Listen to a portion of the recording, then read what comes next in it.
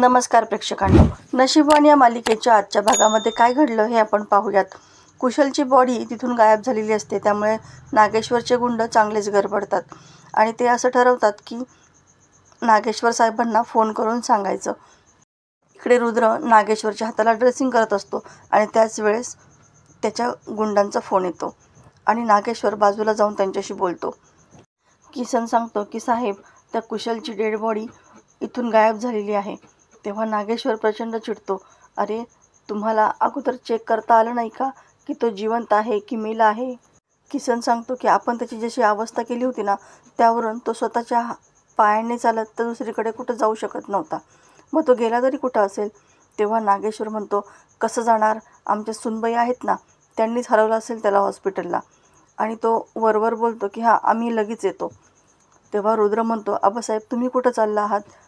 नागेश्वर म्हणतो, अरे तुम्हीच म्हणालात ना चिरंजीव की TTचं इंजेक्शन घ्यायला हवं, म्हणून आम्ही घेऊन येतो. तेव्हा रुद्र म्हणतो, नाही, तुम्ही जायची काहीच गरज नाही, मी डॉक्टरांना इथे बोलवतो. नागेश्वर लगेच उर्वशीला खुणवतो आणि उर्वशी म्हणते, अरे रुद्र, तू कशाला काळजी करतोस? मी घेऊन जाते दादासाहेबांना. आता दोघेही निघून जातात. तेव्हा सावी म्हणते, अरे रुद्र, तू कालपासून नुसता धावपळीत आहेत आणि काही सकाळपासून खाल्लंही नाही आहे. मी तुझ्यासाठी काहीतरी खायला आणते. तेव्हा रुद्र काहीच नको असं म्हणत तिथून निघून जातो. वासंतीला जरा गरगरल्यासारखं होऊ लागतं आणि ती तिथे सोफाळ्यावरती बसून घेते. इकडे गिरिजा आणि विशाखा हॉस्पिटलमध्ये आलेले असतात. वासंती गिरिजाला कॉल करते आणि विचारते, अगं कुठं आहेस तू? तुझा काहीच कसा पत्ता नाही, तू फोनही उचलला नाहीस माझा. तेव्हा गिरिजा सांगते की आई, मी कुशलला घेऊन हॉस्पिटलला आली आहे. आता डॉक्टरनी सांगितले की त्याच्या जीवाला काहीही धोका नाही आहे. एकदा का त्याने पोलिसांसमोर स्टेटमेंट दिलं ना, तर मग सगळं सोपं होईल. वासंती म्हणते, अगं गिरिजा, पण तुला कळत कसं नाही आहे? या सगळ्यामध्ये तू तुझा जीव धोक्यात घालतेस बाळा. एव्हा ना यांना सगळं कळालं असेल. तेव्हा गिरिजा म्हणते की आई, ही माझ्यासाठी शेवटची संधी आहे. रुद्रासमोर नागेश्वर घोरपडेंचा चेहरा येण्यासाठी कुशलची साक्ष खूप महत्त्वाची आहे. फक्त एकदा कुशल शुद्धीवरती यायला हवा. आणि आता ती फोन ठेवून देते. इकडे रुद्र त्याच्या खोलीमध्ये येतो आणि आदळापट करत असतो.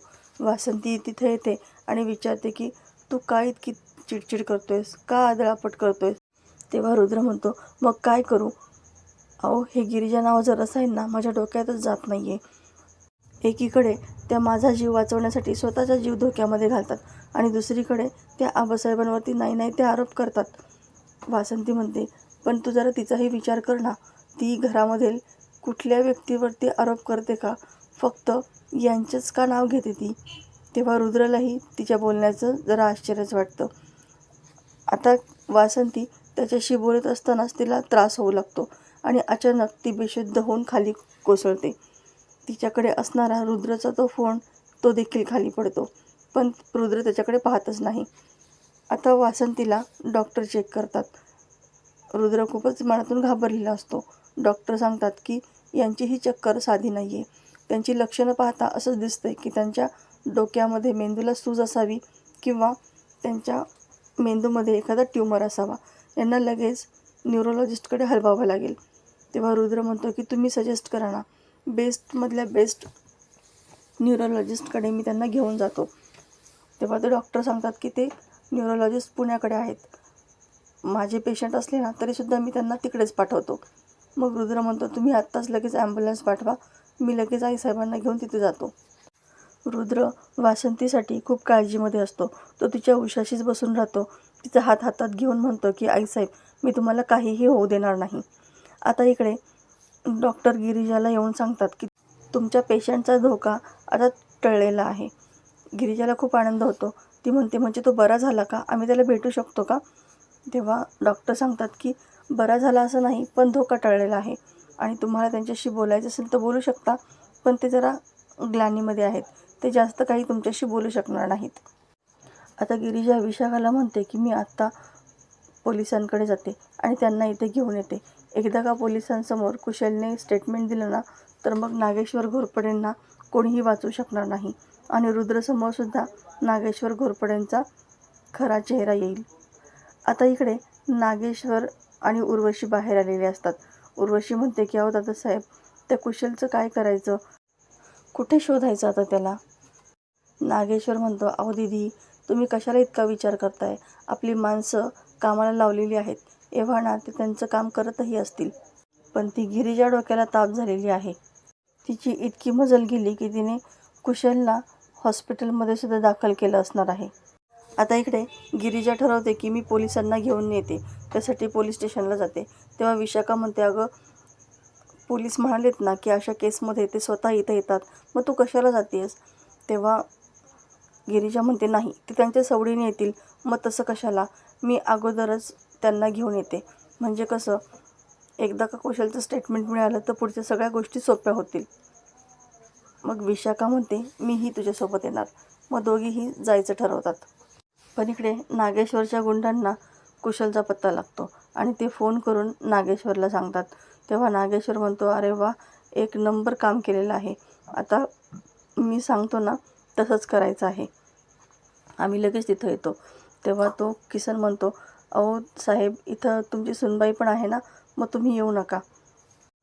नागेश्वर म्हणतो, ठीक आहे, आम्ही सांगतो तसं लगेच करा. आता उर्वशी म्हणते, अहो काय झालं दादासाहेब. तेव्हा नागेश्वर म्हणतो, अहो काय होणार, आपलं काम झालं, त्या कुशलचा पत्ता लागला आहे की. आता उर्वशी म्हणते, मग आता काय करायचं, आपण जायचं का. तेव्हा नागेश्वर म्हणतो, काही गरज नाही आपल्याला जायची. आता इकडे जेव्हा गिरिजा पोलिसांना घेऊन हॉस्पिटलला येते तेव्हा डॉक्टर तिला सांगतात की त्याचा जीव गेलेला आहे, कुशल मेला आहे.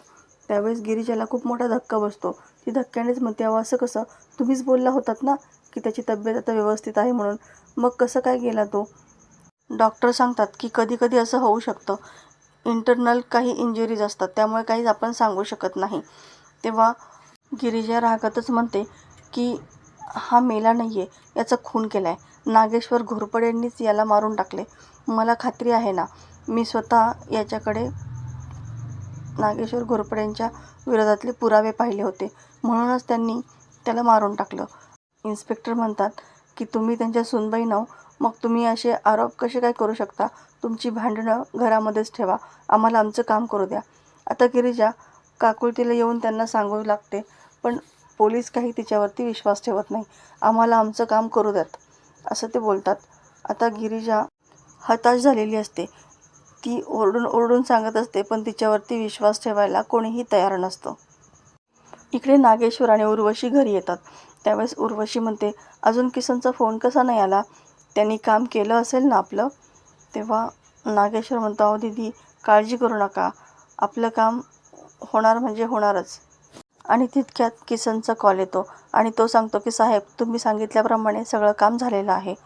तेव्हा त्याने गिरिजा आणि विशाखा हॉस्पिटलमधून बाहेर पडता क्षणी कुशलचा ऑक्सिजन मास्क काढून टाकलेला असतो, त्यामुळे त्याचा जीव गेलेला असतो. आता नागेश्वर प्रचंड खुश होतो, वा वा, इतकं भारी काम केलं आहेस ना तू, तुझ्या या कामाचं ना खूप मोठं बक्षीस तुला देणार आहे बघ मी. आता नागेश्वर प्रचंड खुश असतो आणि तो उर्वशीलाही सांगतो की दीदी, आपलं काम झालं बरं का, विषय आहे का काही. पण इकडे गिरिजा मात्र देवीच्या मंदिरामध्ये येऊन खूप रडत असते. कुशलचा जीव गेला याचं तर वाईट तिला वाटतच असतं. ती विशाखाला म्हणते की माझ्याकडे एक संधी होती, पहिल्या दिवसापासून मला माहिती होतं की माझ्या वडिलांचा खून नागेश्वर घोरपडेंनीच केला आहे, पण माझ्याकडे पुरावा नव्हता. एक पुरावा माझ्या हाती लागला होता कुशलच्या रूपाने, पण तो सुद्धा त्या नागेश्वर घोरपडेंनी संपवला. माझी शेवटची आशा होती ती सुद्धा आता मावळली. विशाखा तिला खूप समजावू लागते, अगं गिरिजा, जे काही झालं ते आपण बदलू तर नाही ना शकत, पण आता पुढे काय करायचं हा विचार आपण करायलाच हवा ना. गिरिजा म्हणते, पुढं काय करणार आपण. विशाखा म्हणते, अगं एकतर रुद्र त्याच्या आबासाहेबांच्या विरोधामध्ये एक गोष्टही ऐकायला तयार नसतो, आणि त्यात आता तू त्यांच्यासोबत वैर पत्करला आहे हे त्यांनाही कळलं असणार आहे. गिरिजा म्हणते, हो ना, एव्हा ना त्यांना कळलंही असेल की मी त्यांच्या विरोधामध्ये गेले आहे. इतके प्रयत्न केले मी ठरवलं होतं की त्यांचा विश्वास मिळवून त्यांच्याच विरोधामधले सगळे पुरावे मी गोळा करणार आहे, पण तीसुद्धा गोष्ट माझ्याच्याने झाली नाही. विशाखा म्हणते, मला तर असं वाटतंय तू उगाच सगळं हे रुद्राला सांगितलं. आता गिरिजाला सुद्धा या सगळ्याचं खूप वाईट वाटत असतं. तर प्रेक्षकांनो, येणाऱ्या भागामध्ये आपल्याला पाहायला मिळणार आहे की रुद्र वासंतीला घेऊन पुण्याला गेलेला असतो. आता ही गोष्ट घरामध्ये सगळ्यांनाच कळते. गिरिजाला जेव्हा हे सगळं कळतं तेव्हा ती सुद्धा पुण्याला जाण्यासाठी तयार होते. नागेश्वर त्याच्या पंटर लोकांना सांगतो की सावज आता इथून निघालेला आहे.